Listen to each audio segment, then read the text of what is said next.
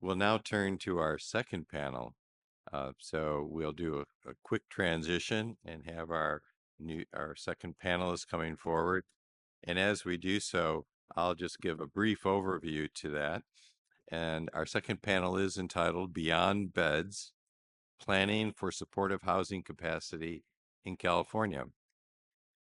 And as background, I want to share that the need for supportive housing for older adults is a responsibility for all communities to take leadership on. It is no secret that California has a shortage in housing, and the key to reversing trends in homelessness is to plan for a future that increases affordable housing production throughout the state. However, ensuring older adults are considered in the housing conversation will require understanding that the housing continuum includes more than just a unit.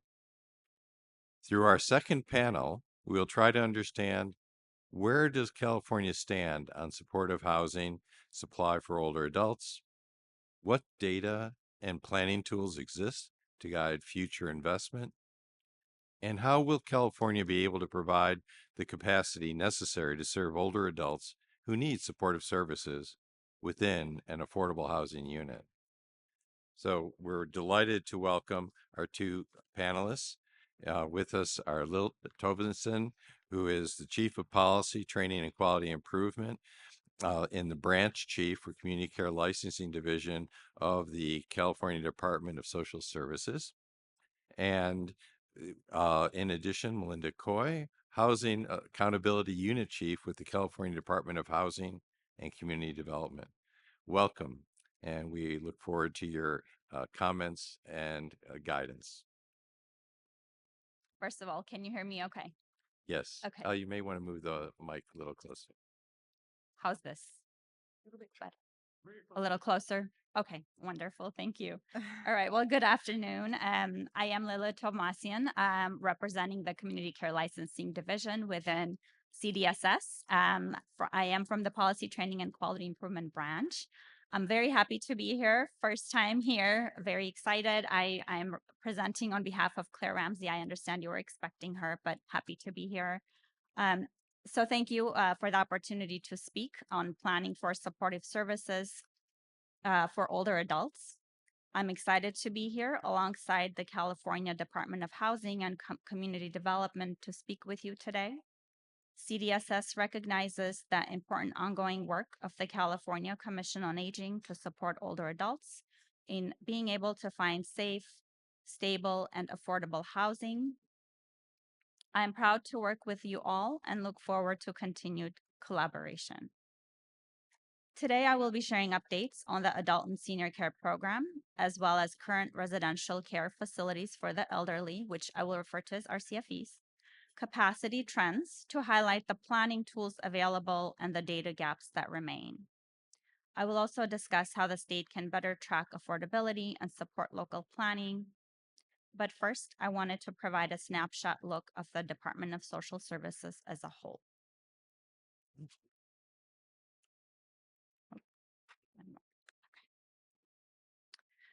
To frame our discussion on capacity and housing today, it is vital to start with our foundation. The mission of CDSS is to serve, protect, and support children and adults experiencing a need. We do this while empowering well-being and disrupting systemic inequities. Our vision is to build a California where all individuals receive quality services committed to inclusivity, diversity, and equity so all people can thrive in their communities. The data and tools we are reviewing today are directly tied to realizing this vision for California's older adults. So I wanted to start with a department snapshot. CDSS administers a very wide variety of programs with funding of more than $66 billion. Most of these programs are operated locally by counties or contractors and overseen by CDSS. This includes programs that support children and families like CalWorks, child welfare services and foster care, and subsidized childcare. It also includes programs that serve older adults and people with disabilities like the In-Home Supportive Services Program, IHSS, Adult Protective Services, and the Supplemental Security Income State Supplementary Payment SSI-SSP program. We also administer nutrition assistance programs, license community care facilities, oversee immigrant integration work, and provide various forms of support in response to natural disasters.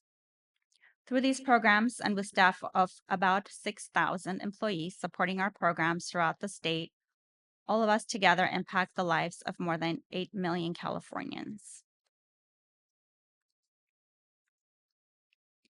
Okay, transitioning over to adult and senior care program that is housed within the community care licensing division. This program is directly responsible for operationalizing our mission for the state's growing aging populations. We serve the most vulnerable people of California, and our mission is to promote the health, safety, and quality of life of each person in community care through the administration of an effective and collaborative regulatory enforcement system. The Adult and Senior Care Program oversees the licensing and monitoring of residential facilities and adult day programs, ensuring they provide safe and equitable environments, optimizing the health, safety, and quality of life of adults in community care facilities.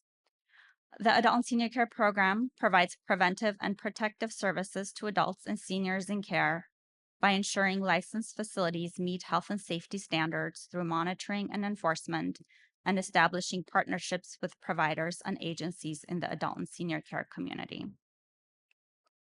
Here's a little bit of data. So our recent data shows that there are approximately 16,000 licensed adult and senior care facilities with a total capacity of around 300,000 for individuals. I did want to notate that this is inclusive of our adult day programs. So if we subtract around 1,000 of those, our residential facilities total around 15,000 with a capacity of about 254,000. I would also like to highlight several accomplishments of the Adult and Senior Care Program. By the end of 2025, the Adult and Senior Care Program performed annual inspections of approximately 95% of licensed adult and senior care facilities. In addition to conducting these routine inspections, we also conducted investigations related to complaints. And in fiscal year 24-25, we received about 8,668 complaints and resolved about 8,500 of those. Also in fiscal year 24-25, we processed about 2,000 applications for licensure.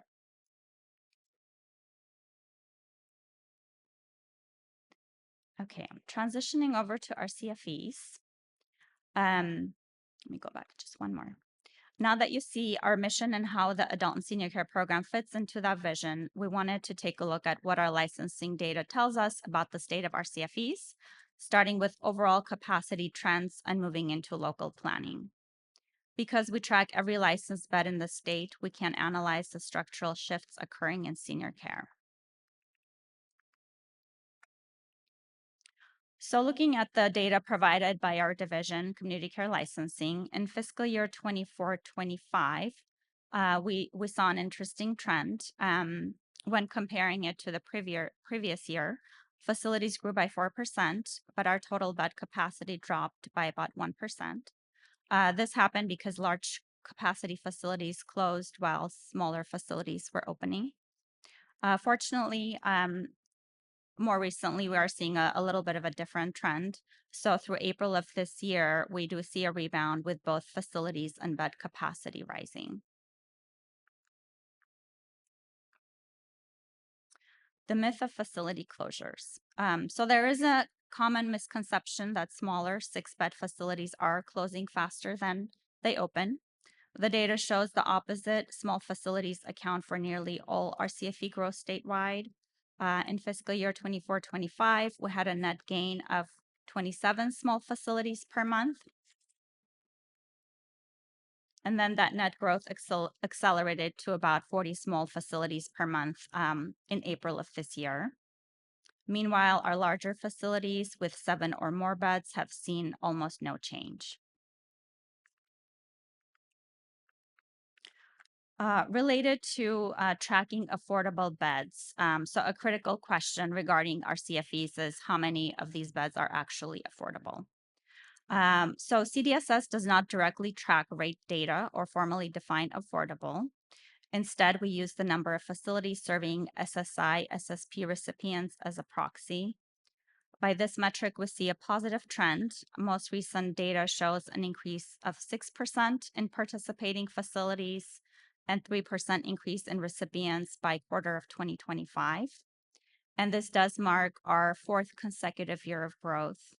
I also did want to mention that CDSS will be providing additional information on the community care expansion program in an upcoming panel discussion later today, which is more focused on growing affordable housing options for older adults and housing preservation efforts. Going back to the data, there are some caveats that I did want to mention. The numbers don't tell us how many affordable beds are currently available, and they don't measure unmet need. The data also excludes facilities vendored by regional centers serving individuals with intellectual and or developmental disabilities, which also receive federal funding. And so while we think this is helpful information to have, we definitely don't want to overstate what this data is showing about the affordability of licensed RCFEs throughout the state.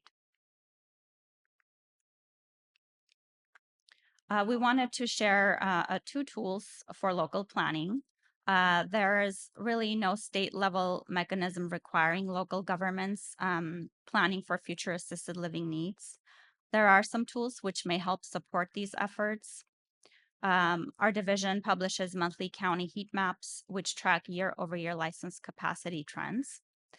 Additionally, under Assembly Bill 1766, we conduct an annual survey on all licensed facilities regarding their willingness to accept clients at the SSI, SSP rate, as well as individuals with serious mental health illness. This data, alongside quarterly closure reports, is shared with county behavioral health departments. I do want to acknowledge that while our small facility ecosystem is expanding, the data gaps around true affordability and local planning remain. And because the survey, AB 1766, is optional, our local planning data is limited. And just we have been seeing response rates drop as well over the years. However, these data tools may be a useful starting point for local governments seeking to identify and track trends in their area and can be used to support local planning efforts. Okay, I like to close by sharing thanks and appreciation for all your work and for our continued partnership. We're all stronger when we partner together to serve our communities. Thank you for the opportunity to connect with you all and to speak. Thank you. Thank you. Wonderful start for us to understand the data capability and the resources we have here in the state. Please, for our next speaker.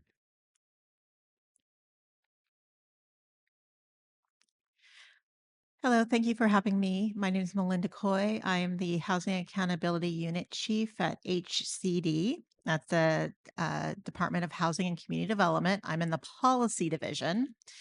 I've been with the department since 2005, so been very knowledgeable about the planning. So I'm going to take it a step up. I'm going to take it to like the 10,000 foot level. A lot of the things that we concern ourselves with is, of course, housing on the ground, right? We want to get sticks on the ground. But before we can get sticks on the ground, before we can get people into housing, we have to plan for it. So I'm going to provide some information related to how we plan for housing in the state, specifically in areas that touch aging. Our primary planning tool for housing in the state is housing element law. Every jurisdiction in the state is required to have a general plan. That's basically their constitution for each of their local governments on how they're going to be doing a variety of planning activities. Housing is one of them. But because housing is a matter of statewide importance in the state, it is the only element that is actually reviewed at a statewide level. And there's a variety of requirements that go into a housing element. It is also reviewed on an 8-year basis, so a faster track than general plans happen at a locality. It does give the state an opportunity to influence what happens at the local level through our technical assistance, provision of our technical assistance, and our review of whether or not local governments are meeting those requirements. It is important to note, though, that the fundamental decisions about housing supply and affordability are made at a local level. So, how big the box is, where the box can go, um, constraints around that, and I'll get into that a little bit, as well as why many of our local planning laws and our state planning laws are there to protect the ability for permanent supportive housing and for a variety of different affordable housing is in place, so that at a local level, when these decisions are being made, there are protections in place to protect against those community members who may be against certain projects for a variety of reasons. So the housing element process spans an 8-year period of time. It begins, and this is the data portion of it, with the regional housing needs allocation process. So I'll have a slide next that kind of explains what that is, but essentially it comes down to the number of units each local government has to plan by income category in their local government as part of their housing element. They then have each local government then ends up having to incorporate those numbers into their plan along with a variety of other demographic resources and come up with an action plan to meet those housing needs. They then implement the housing element, right? That's important. If we have a plan, we don't implement it, nothing happens. And then finally, there's enforcement at the statewide level to both ensure that local governments are implementing those plans, as well as ensure that local governments are meeting the requirements and of the state in terms of a variety of different housing laws. And that is the Housing Accountability Unit. It's really also important that we work very, very closely with our attorney general, our attorney generals and our administration as we proceed with these actions. So, what is the regional housing needs allocation? So, it's a creation of basically the big housing needs number in each region, and then it's distributed to each of the counties, cities, and counties. It's a demographic quantification of needs at a local, by income level, and it's meant for planning purposes. It doesn't actually predict housing activity.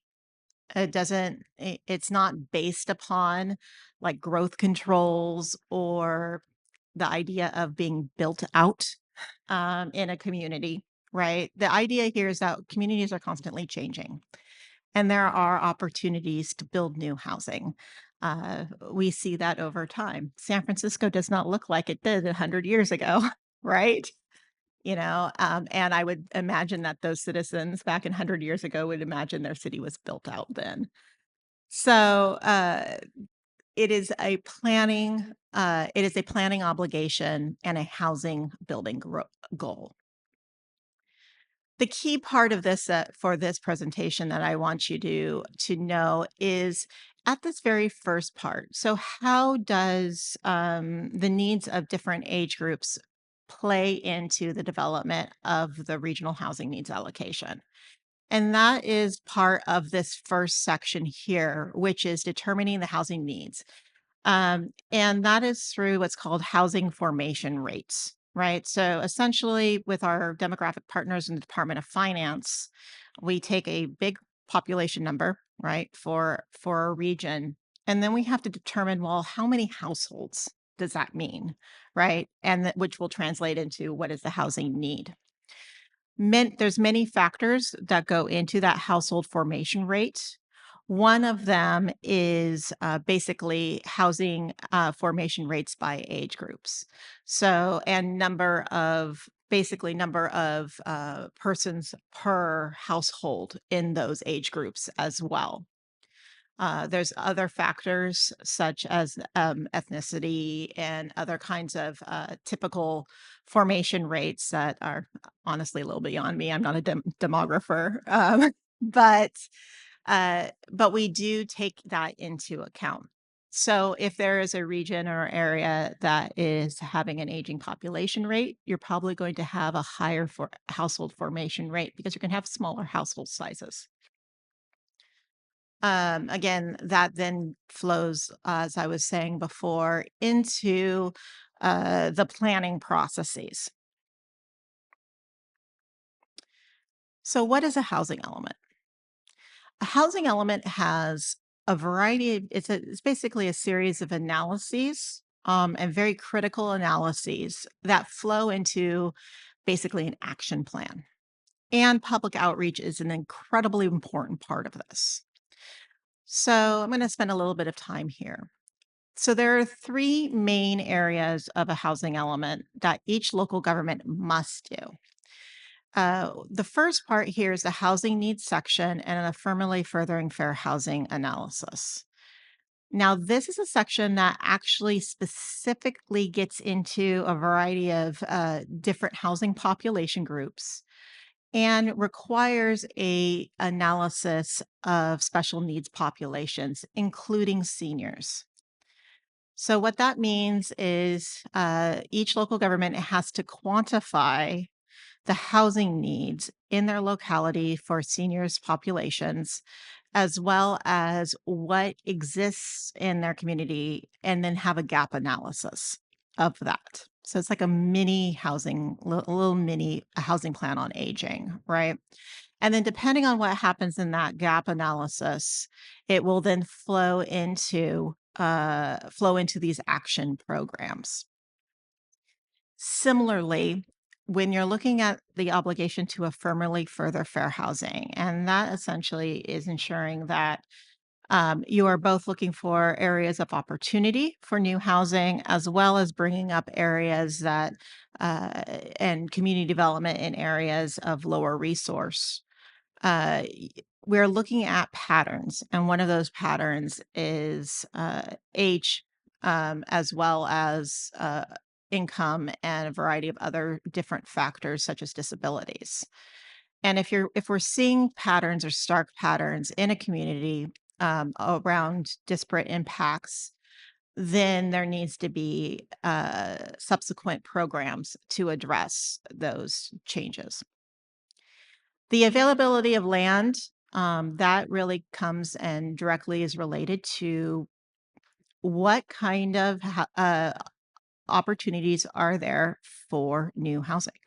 What kind of development opportunities are there? What sites are available that will be likely to be developed within the planning period, right? What kind of development opportunities are there?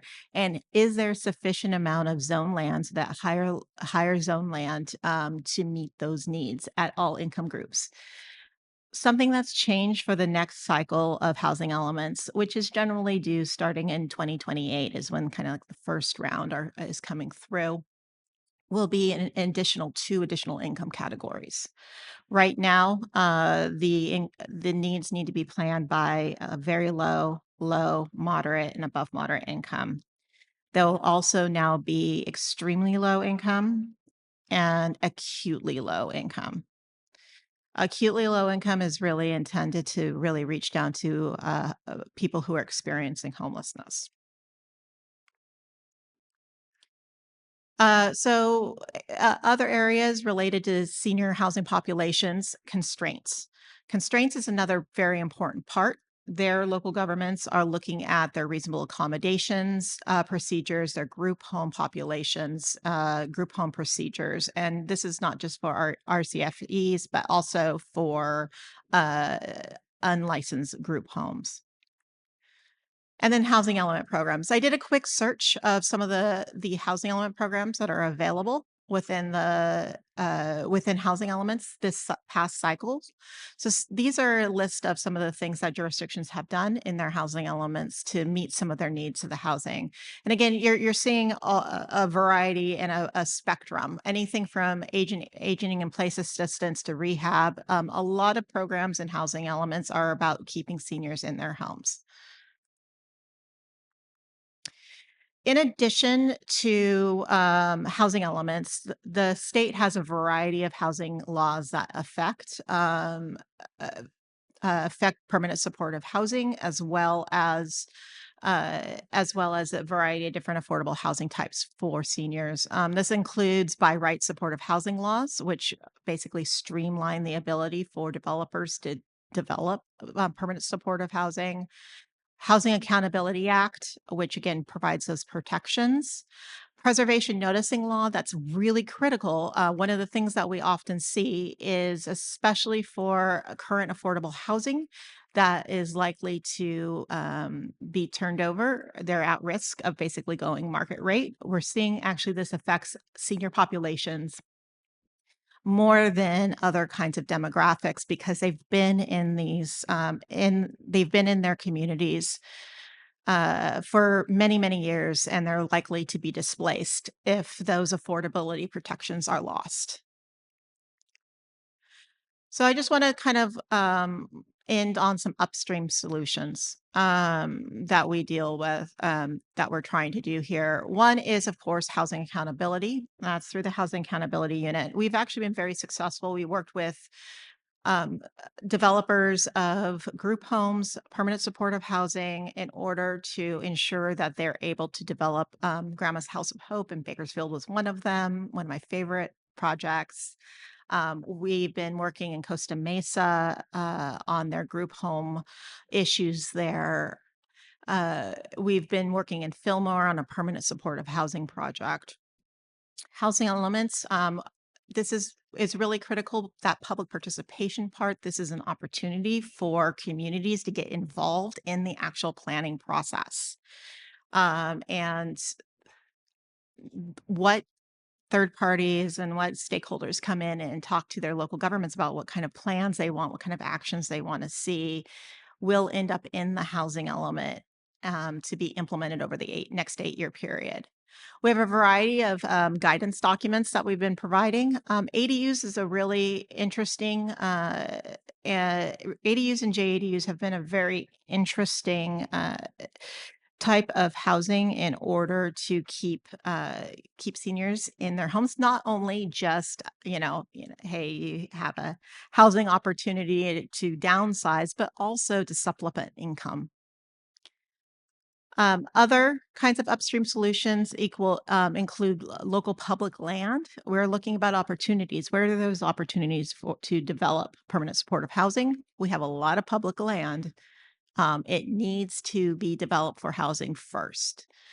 Again, we talked about housing preservation as a really, really critical and key part and often forgotten part of this housing continuum because we don't want to displace folks, right? We want to get people in housing, we want to keep them there, right? And if they lose their affordability, I had a situation in San Luis Obispo with the Anderson Hotel where we had folks in their 90s who were at risk of being displaced out of a place that they've lived in for 50 years because of loss of affordability. And we worked very hard to preserve that particular project.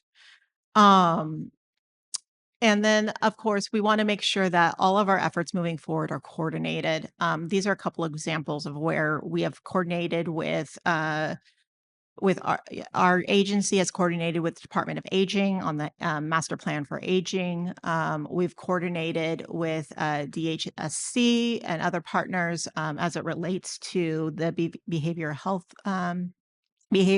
and making sure that health is part of the conversation when we're talking about housing. It's very, very critical. That's that is a housing kind of like at a and housing planning at like a 50,000-foot level. I know there's a lot of information there, but there are a lot of, if there's one key takeaway here is that there are a lot of tools in our toolbox to move things forward, but we have to look at it from a continuum and reflect the variety of needs of the senior populations, from anywhere from staying in their home to, of course, memory care and throughout the continuum of their life. Thank you very much. Again, both looking at this at the macro level and again at very concrete numbers. And I think we have a number of questions. I'll just start with one and then turn to my colleagues. And that is, Ms. Coy, you had mentioned in your comments about quantified objectives for the housing opportunities. Could you add a little more clarification as to how those focus on older adults, persons with disabilities, et cetera? Are they done on this 8-year cycle? Are they more rapid? And what is the way to actually measure and track them? So there's two parts to the kind of quantification that is done. Again, it depends on what we're measuring. The first part is the estimation of housing need on a macro level, which is that RENA number. Um, and the RENA number, while it includes older adults in its quantification and how it's developed, it's not the only factor. So it gets assumed into the full planning. And then the idea there is then you take your planning tools and then you'll be able to identify development opportunities, right? And then it's a private partner as a private public partnership where then developers come in and utilize those opportunities. That's on a site specific basis. That's on like a development specific basis. The special needs analysis that goes into each housing element is much more specific as it relates to the housing needs of older adults. There you have a quantification of need in terms of looking at demographics such as households, number of households, number of tenure. You're looking at households tenure. You're looking at disabilities, variety of disabilities, and then you're comparing it to, well, how many units do we actually have that meet that target population? Now, as you're aware, there is a lot of overlap with persons with disabilities as well as senior population groups, and then from there, then it leads into actually programmatic responses on a local level. The annual progress report data that we get, doesn't really have an age component to it right now. It does, track tenure, it tracks affordability, but it doesn't really track, the age of the household that lives there, right? We don't have a lot of more information on the people who actually are living in those in the units, outside of if they're deed restricted or age restricted. Right. So there is a data gap when it comes to those kinds of things. We also track in our annual progress report progress in meeting those programmatic goals. So I'm really hoping that in the seventh cycle, as we look back on what was accomplished, that we do have a better understanding of how many units were built in order to meet those programmatic goals that are in the housing element.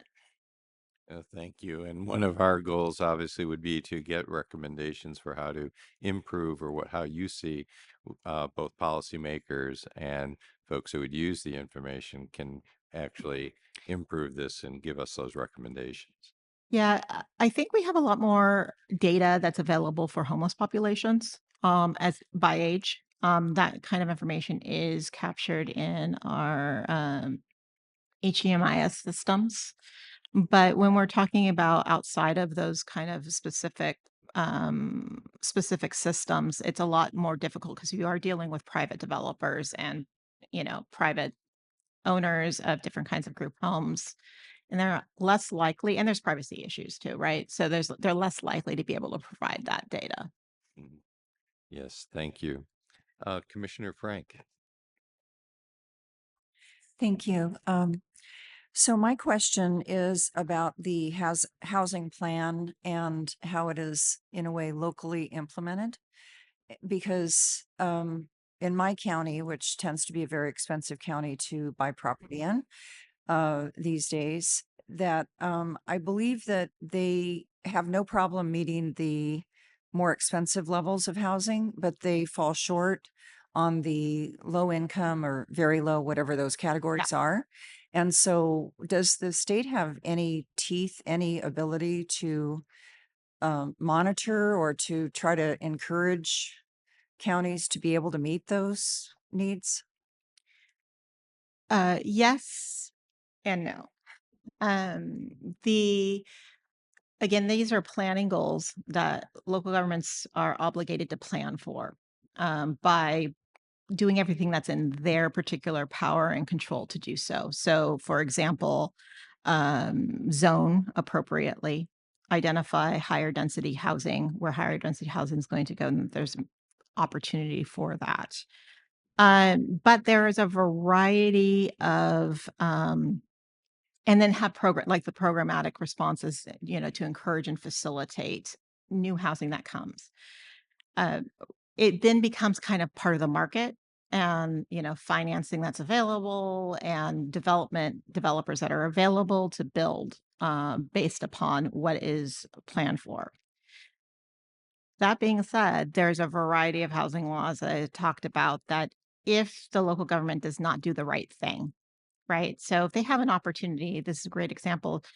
If they have an opportunity to approve housing and the community comes in and says, we don't want that housing there. And surprisingly enough, it could be for general family housing or senior housing. It doesn't matter. They just don't want something new, right? And then they deny that housing. There is a lot of enforcement tools out there, and the state does and will get involved in order to make sure that housing gets approved.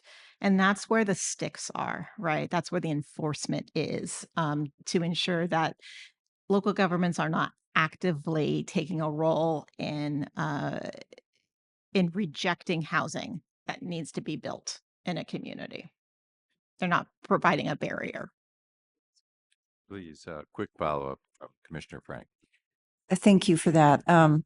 It's very complicated. It's so awful. I and I just don't know anything about this, so this is very helpful. So you mentioned that you do have availability of the homelessness data and how that impacts things.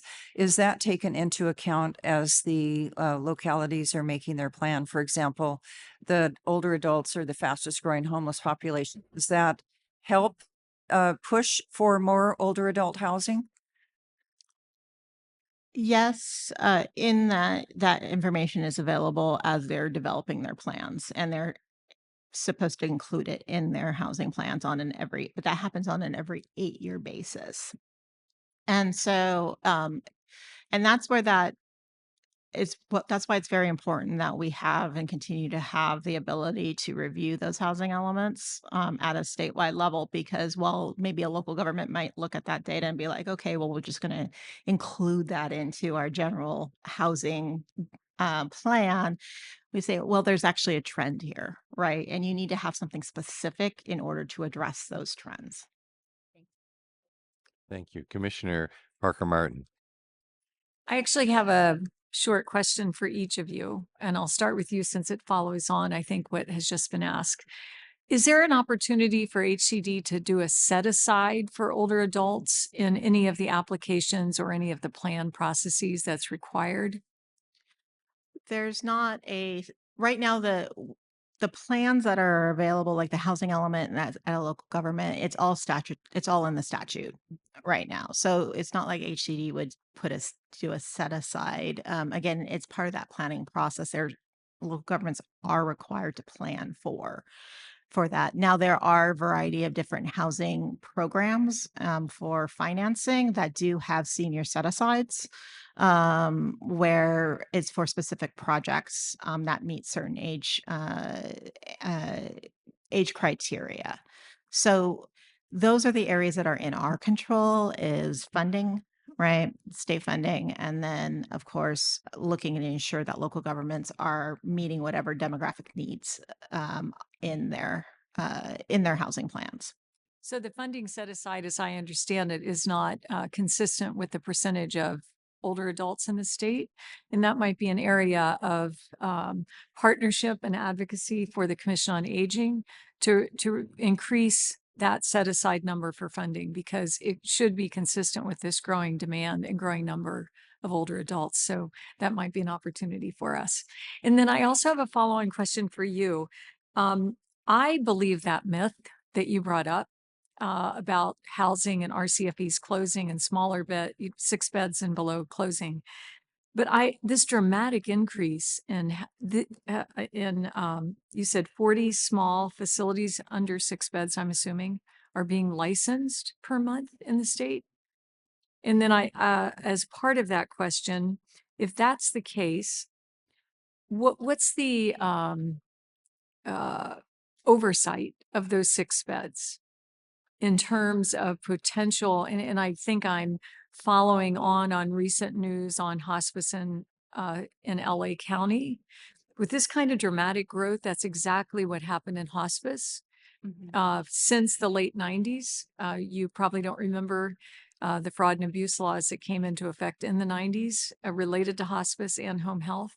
But in this situation, I would be very concerned about that rapid growth going from 27 in 2020, 24, 25, and then 40 now. So the question, it relates to oversight. Is there any oversight? Are there any concerns? Is there anything that we should be focused on to assure that there is high quality of care for these older adults in these settings? Yeah, thank you for the question.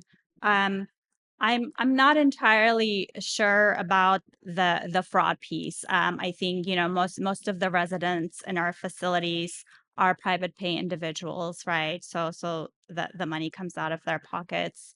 And in terms of the oversight, we, as I mentioned before, we have been maintaining our inspection of these facilities. So we are out there at least once a year. We also investigate any complaints that may come up. So I think there's that kind of oversight in that manner that happens on a routine basis. I think in addition, when we do have newer facilities open, we have enhanced oversight. So we monitor them like 90 days after they open, for example, or even before they do. So I think we have mechanisms in place to make sure that these facilities are operating as they should. And again, related to the fraud piece, I don't know if that's within specifically the CCLD purview, given how the payment, you know, is conducted in these Great. facilities. Thank you. And thank you to both of you. Those are really great presentations. Thank you. Yes, and unfortunately, due to our time pressure, Commissioner Jensen, Costa Castile, we'd like to ask if we can follow up with you, but we want to be respectful of the schedule, make sure that we have time for a 30-minute break, which we had built in, and follow up. But we do have, as you can tell, great interest and more questions to come. We invite you to actually join us very shortly, and all of our panelists to join us over this 30-minute break, and then later on today when we do have more time and open public comment to follow up on some additional questions. So at this point, we'd like to take a 30-minute break. We thank all of those who've been online. We understand it's quite, it's growing, over 160 people already. And again, for all of you who are here, we are going to come back very quickly at 20 after the hour, 1 o'clock, and start right away so we can hear from our remaining 2 panels. Thank you very much. We'll see you shortly.